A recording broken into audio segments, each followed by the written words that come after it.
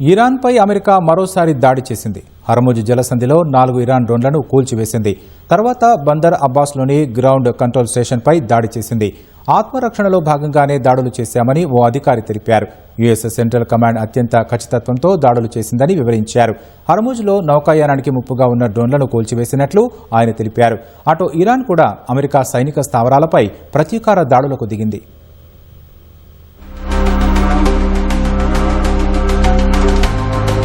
పశ్చిమాసియాలో ఉద్రిక్తతలు మళ్లీ తీవ్రమవుతున్నాయి.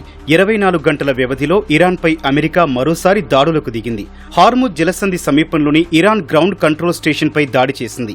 తమ బలగాలకు నౌకల రవాణాకు ముప్పు పొంచి ఉండటంతో ఈ దాడులు చేసినట్లు ఓ అధికారి తెలిపారు. హార్ముజ్ జలసంధిలో ఉన్న తమ వాణిజ్య నౌకను లక్ష్యంగా చేసుకుని ఇరాన్ 4 డ్రోన్లను ప్రయోగించిందని తెలిపారు. ఆ డ్రోన్లను తమ దళాలు సమర్థవంతంగా అడ్డుకున్నాయని వెల్లడించారు. ఇరాన్ మరిన్ని దాడులకు పాల్పడకముందే తమ దళాలు వారి సైనిక స్థావరాన్ని లక్ష్యంగా చేసుకున్నాయని చెప్పారు. ఇవి ముందు చూపుతో ఆత్మరక్షణ కోసం చేపట్టిన చర్యలని తెలిపారు. రాడార్ వ్యవస్థను ఆఫ్ చేసి హార్ముజ్ జలసంధిని దాటేందుకు ప్రయత్నించిన అమెరికా ట్యాంకర్పై ఐఆర్జీసీ నౌకాదళం కాల్పులు జరిపిందని ఇరాన్ అధికారిక వార్తా సంస్థ తస్నీం పేర్కొంది. ఈ ఘటన జరిగిన వెంటనే బందర్ అబ్బాస్ నగరంపై అమెరికా దళాలు దాడులు చేసినట్లు తెలిపింది. ఈ దాడుల్లో ప్రాణ, ఆస్తి నష్టం సంభవించలేదని వెల్లడించింది.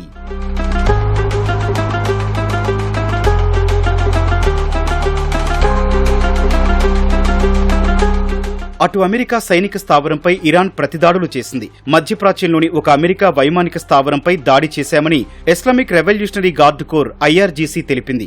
అమెరికా ఏ వైమానిక స్థావరం నుంచి తమపై దాడికి పాల్పడిందో దాన్నే తాము లక్ష్యంగా చేసుకున్నామని వివరించింది.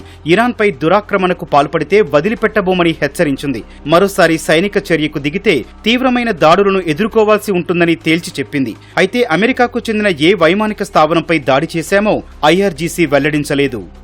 కువైట్ పైన క్షిపణి డ్రోన్ దాడి జరిగింది. ఈ మేరకు ఆ దేశ రక్షణ శాఖ సామాజిక మాధ్యమం ఎక్స్లో పోస్ట్ చేసింది. అయితే ఏ ప్రాంతాన్ని లక్ష్యంగా చేసుకుని దాడులు జరిగాయో కువైట్ వెల్లడించలేదు. ఇరాన్పై అమెరికా దాడులు చేపట్టిన కొన్ని గంటల్లోనే కువైట్ పైన దాడులు జరగడం ప్రాధాన్యం సంతరించుకుంది. ఈ పరిణామాలతో కాల్పుల విరమణ ఒప్పందంపై అనుమానాలు వ్యక్తమవుతున్నాయి. యుద్ధ సమయంలో ఇరాన్తో పాటు ఇరాక్లోని షియా మిలిటెంట్లు కువైట్ పై పలుమార్లు దాడులు చేశారు. 2 వారాల క్రితం యుఏఈ పైన డ్రోన్ దాడి జరిగింది.